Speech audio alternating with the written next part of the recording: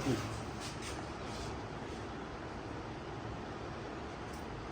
రోజున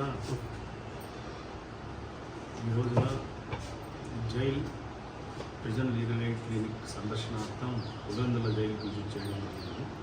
ఈ విజిట్లో జరిగే ప్రాసెస్ ఏమంటే, జైల్లో ఉండే ప్రిజనర్స్ అందరినీ ఎంక్వైరీ చేసి, ఈ ఎంక్వైరీలో ప్రిజనర్స్కి ఏమన్నా లీగల్ ఎయిడ్ కావాలన్నా, వాళ్ళకి ఏదన్నా ఇతరత్ర ప్రాబ్లమ్స్ ఉన్నా, హెల్త్ ప్రాబ్లమ్స్ ఉన్నా, లీగల్ సర్వీసెస్ అథారిటీ తరపున డిస్ట్రిక్ట్ లీగల్ సర్వీసెస్ అథారిటీ, ఇక్కడ ఉండే మండల్ లీగల్ సర్వీసెస్ అథారిటీ చైర్మన్కి చెప్పి వాళ్ళకి కావాల్సిన సహాయాన్ని అందజేయడం జరుగుతుంది.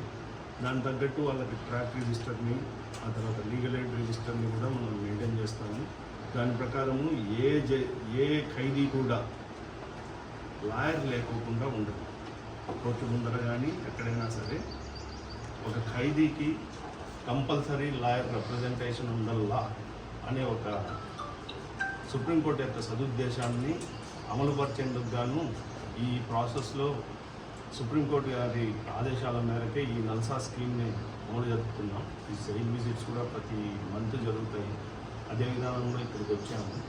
ఇక్కడికి వచ్చిన తర్వాత మా గౌరవనీయ బార్ సభ్యులు, బార్ ప్రెసిడెంట్ కూడా ఇక్కడికి వచ్చారు.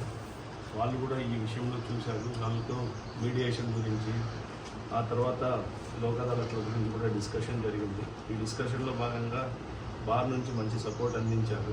వాళ్ళకి ఫ్యూచర్లో మంచి కేసులు చేయాలని చెప్పి, అదేవిధంగా ప్రతి అక్యూజ్డ్ తరఫున కూడా మంచి డిఫెన్స్ చేయాలని చెప్పి, న్యాయం కోసం పోరాడాలని చెప్పి కోరుకుంటూ విరమించుకుంటాం.